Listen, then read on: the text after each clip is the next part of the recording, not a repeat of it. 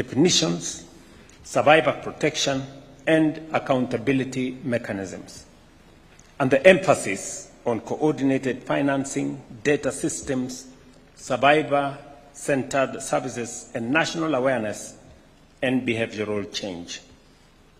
These recommendations speak to the need for institutional coordination, adequate resourcing, and a whole of government and a whole of society response. I wish to assure the nation that all recommendations will be carefully considered and subjected to due process in accordance with our Constitution and the law. The report will be reviewed through the appropriate government mechanisms, including the Cabinet, relevant ministries, departments, and agencies to determine policy, legislative, and administrative action. Where legislative reforms are proposed, they will be processed through the established constitutional and parliamentary procedures. Even as we consider this report, I wish to reiterate the Government of Kenya's will and will continue to support and take decisive action to end the scourge of GBV in all its forms. Immediately, the CS responsible for this space will work with the colleagues, and within the next 1 month, we will have processed it through Cabinet under my chairmanship, and we will take the appropriate actions as have been recommended by the chair here. Violence against any Kenyan is unacceptable.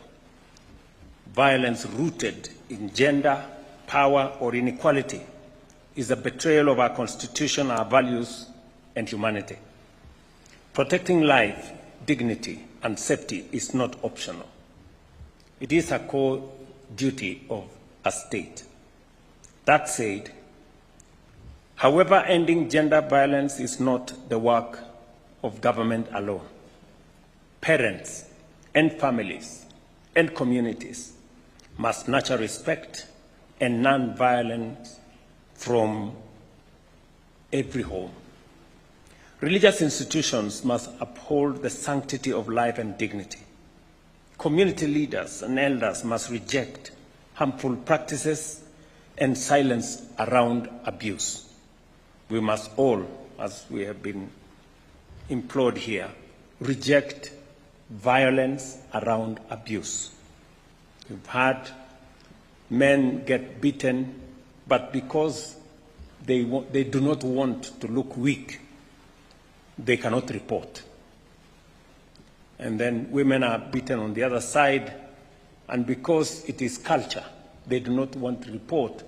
Otherwise, they make the men look like they are not doing the right thing in accordance to society's norms.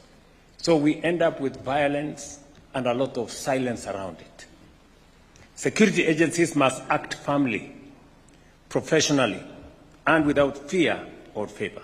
Citizens must speak out, report abuse, and stand with survivors.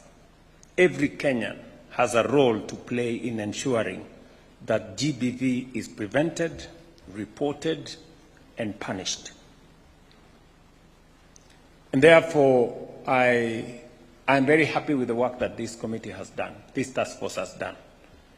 I commend you for, I went through the report, and I am persuaded beyond any doubt that you did apply your minds and effort appropriately.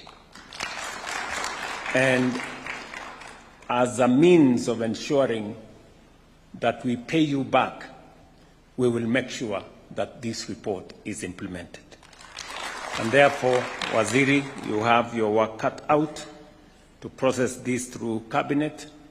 And if we need the services, the support, the input of any one of the members here, please allow us to reach out to you so that together